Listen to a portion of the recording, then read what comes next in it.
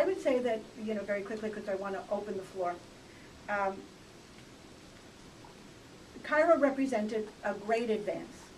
In the first 10 years, it radically influenced, in many quarters, not all, the way in which family planning services are delivered. There were very strong questions raised by very sincere people who said, how do we operationalize this thing called reproductive health? What does it really mean? How would it look in our programs if we had a reproductive health program as opposed to a family planning program? And so there were a lot of work was done around that, and I think some of those questions still survive to now and are not completely solved. In the second 10 years, I think the fact that we were unable for political reasons to have a follow-up in 10 years was very detrimental to the field. Because after the first 10 years, society moves very, very quickly now. Social change, technological change is very, very, very fast. The issues of the last decade are different already from the issues of the decade before. And so in particular, we see a reemergence. Like sometimes you think that things there are new forms, but the same old questions arise. With the emergence again of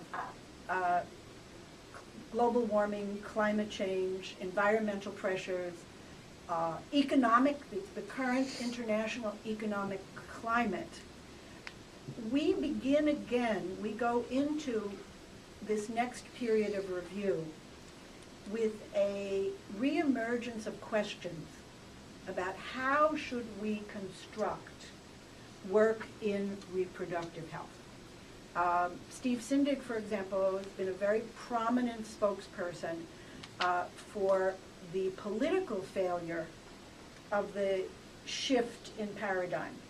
And he basically says what I said earlier, which I was just commenting, not taking a position on, which is that when population size and growth, and by extension, therefore, family planning, was seen as a macro issue, affects the whole world, affects the environment, affects the economy, affects security, a lot more money was spent on it.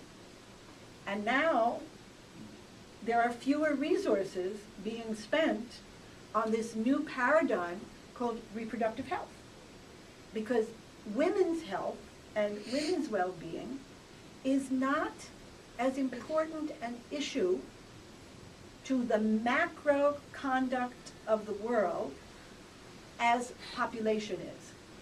And so in the family planning, reproductive health population community, the lively discussion that's going on now is whether we should hitch our wagon to the climate change, global warming arguments again, because the good end of doing that in the short term might be more money.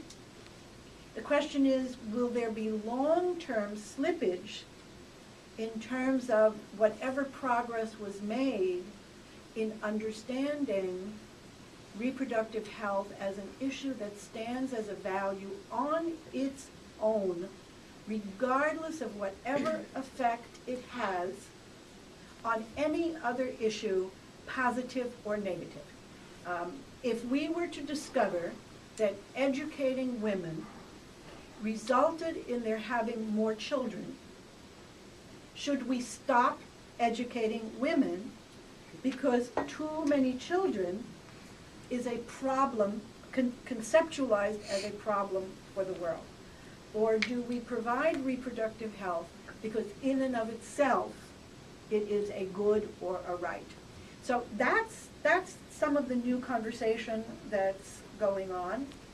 I'm sure you all know a lot about this stuff, and so I'm going to stop now and just sort of let's take this wherever you want to take it.